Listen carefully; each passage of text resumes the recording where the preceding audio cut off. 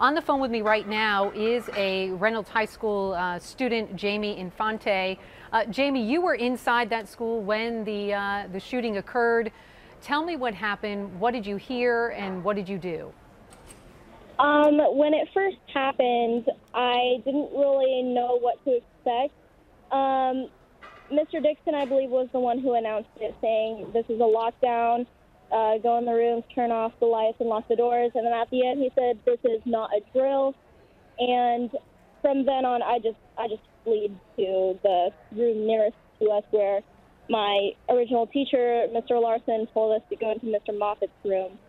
And from then on, we sat in there for about 40 minutes in the dark, and we found out that it was actually in the gym building, not in the main building. So we were able to turn on one light and to have some communication with what was going on outside. And about 15 minutes or so later, Mr. Moffat comes in and he says, "All right, I need you guys to stay calm, but there has been a few gunshots, and there was a teacher that has been shot." And then later on, somebody on their phone found out from Twitter or something that Mr. Ristler was the one that got shot. And at first I thought, he was legitimately shot, but then later on we found out that he was just grazed by the bullet. Then about 10 minutes or so later, police officers and SWAT team and FBI came banging on the door saying, "Police, police. Everybody stand up with your hands behind your head." And then we went out. And before then, I heard some people wanting to come inside, just some students who just arrived there pretty late. So let me ask you about, just take me back to when it all started. I mean, do you remember hearing the gunshots, and if so, how many? I don't remember hearing gunshots. I heard something that turned out to be a gunshot. I didn't even realize it was a gunshot. I thought somebody just dropped something, on the outside, and I didn't think anything of it. And later on, I found out it was a gunshot, and it just sounded like somebody dropped a book to me. We've all seen these scenes play out so many times. I'm sure you have as well.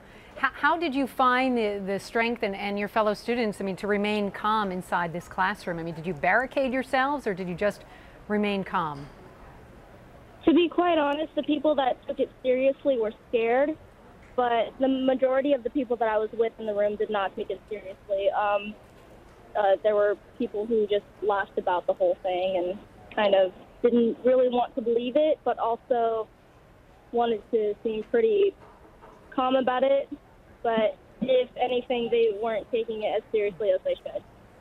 And Jamie, tell me, because in that press conference we were just listening to here on CNN, they said that there had been a dry run of sorts. Is this a lockdown dry run, or what type of drill were all the students put through? Oh, it was just a lockdown where everybody goes into a room as far away from the windows and as far away from the door as possible, turn off the lights, and everybody has to be quiet. That's what we went through. And how quickly were you able to call your family and let everybody know you were okay? When we were still sitting in silence for about the first 20 minutes, I saw some people going on their phones, texting, and I just decided maybe that's okay. And so I started texting, and I started letting my mom know what was happening, where I was. And it was kind of short, brief text messages because I wasn't sure what was going to happen. And if anything, I was trying to hide the light from my phone just in case. Right. But it didn't seem like anybody around me really did all that much precaution. So at least I was able to let her know what was happening. Well, I'm sure she appreciated that, as did so many other parents who were so worried about their children and their students. Jamie Infante, thank you so much, and glad you're safe. Appreciate your time.